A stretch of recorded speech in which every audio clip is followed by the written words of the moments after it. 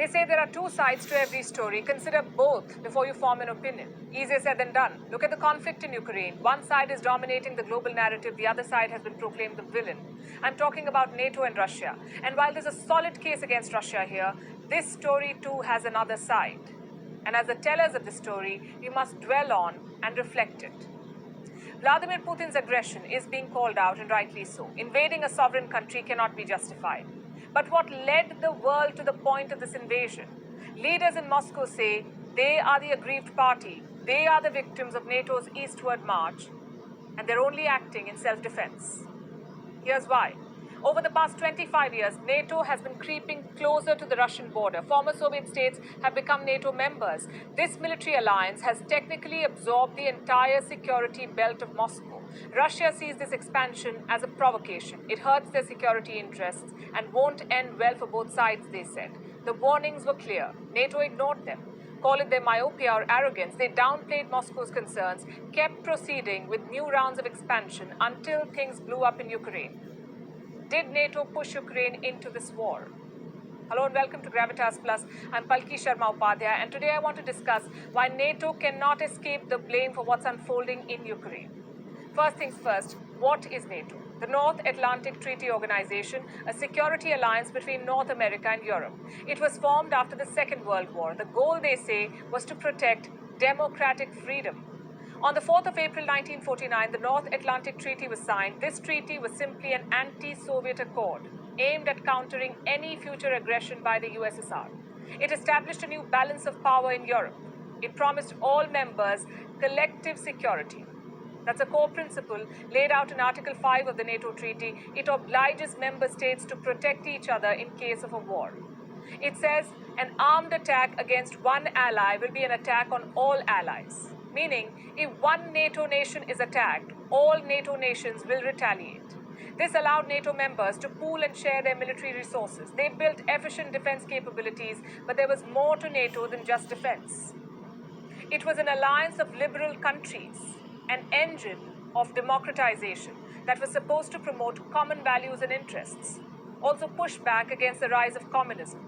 Naturally, Moscow saw this alliance as a threat to its interests. In response, it created the Warsaw Pact in the year 1955. It was a counterweight to NATO, the Warsaw Pact. These were the members. Their goal was the same. If one Warsaw Pact member is attacked, all others will defend it. In Russian historical memory, there were 5 reasons why such a pact was justified, 5 major invasions when the West threatened Russian interests. This includes the Polish occupation of the Kremlin in early 17th century, the Swedish invasion of Russia in early 18th century, the Napoleon invasion of the 19th century, and the 2 wars with Germany in the 20th century. In each case, the very essence of the Russian state was threatened. So suspicion and fear of the West took deep roots in Russia. Moscow began perceiving NATO as a tool of American imperialism, and the assessment was not really off the mark. In 1989, the Berlin Wall collapsed. In 1991, the Soviet Union disintegrated and the Iron Curtain was completely demolished.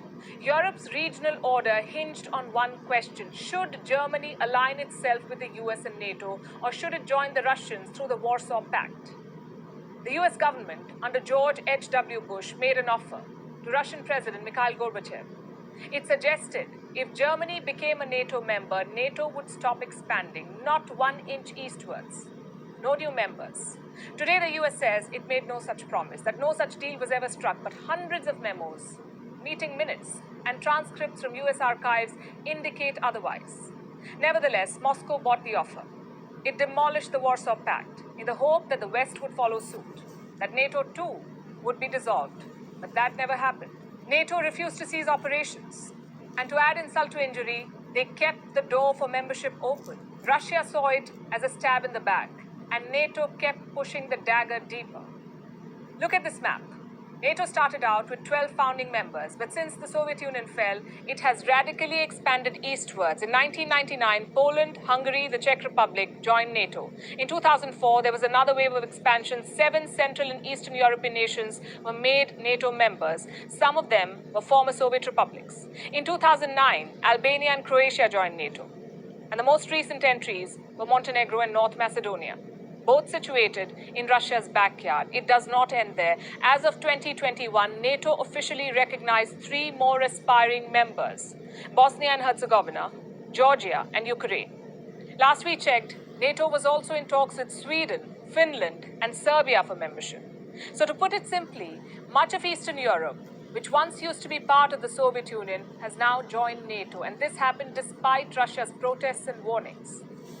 The last reasonably friendly warning from Moscow came in the year 2007. Vladimir Putin addressed the annual Munich conference, where he said, and I'm quoting, "NATO has put its frontline forces on our borders. This expansion represents a serious provocation that reduces the level of mutual trust, and we have the right to ask, against whom is this expansion intended, and what happened to the assurances our Western partners made after the dissolution of the Warsaw Pact?" These sentiments have been echoed by a host of American strategists. I'll give you a few examples. June 1997, 50 prominent foreign policy experts signed an open letter to President Bill Clinton calling America's efforts to expand NATO a policy error of historic proportions. Then we have George Kennan, the father of America's containment policy during the Cold War. He too called NATO expansion a tragic mistake with no reason whatsoever. The warnings went on for decades. In 2008, William J. Burns, the US ambassador to Moscow, wrote a letter to the State Department where he said that Ukrainian entry into NATO is the brightest of all red lines for the Russian elite.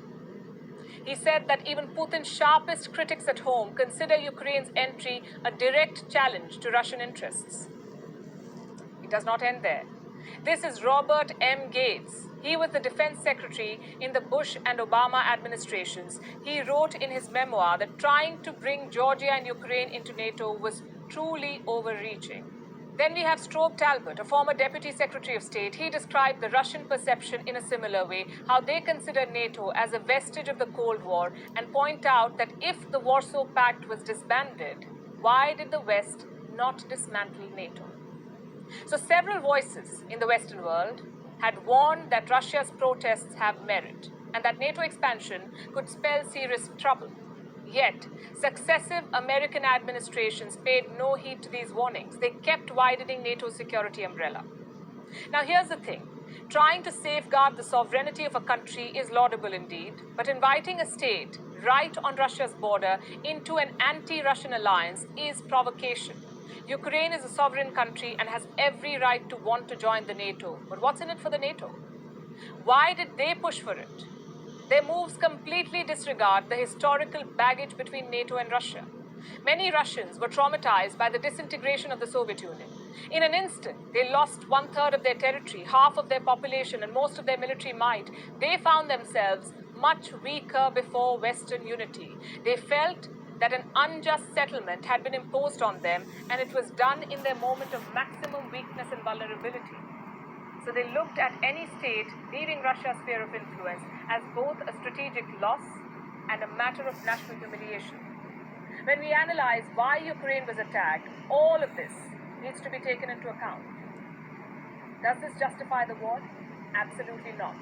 Russia's actions are criminal, no two ways about it. But the West is not innocent either. They did not do what they could have to avert this war.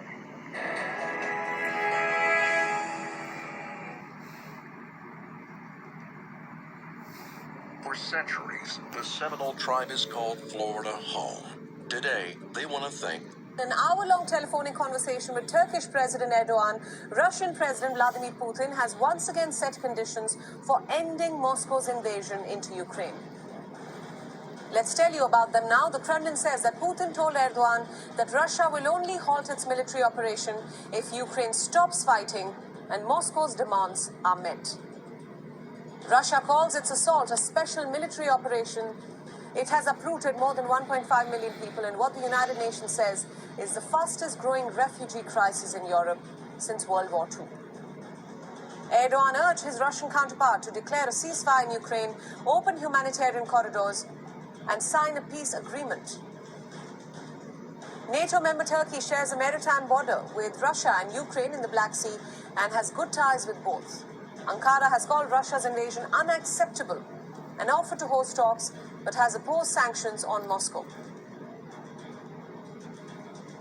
The Turkish presidency said that Erdogan told Putin that Turkey was ready to contribute to a peaceful resolution of the conflict.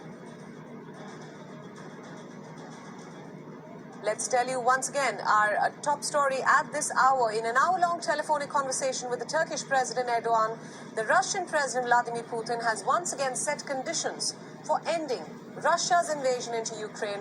This has happened before, as we've reported. The Kremlin has said, and specifically the Russian President Putin has told Erdogan that Russia will only halt its military operation if Ukraine first stops fighting, and specifically if Moscow's demands are met.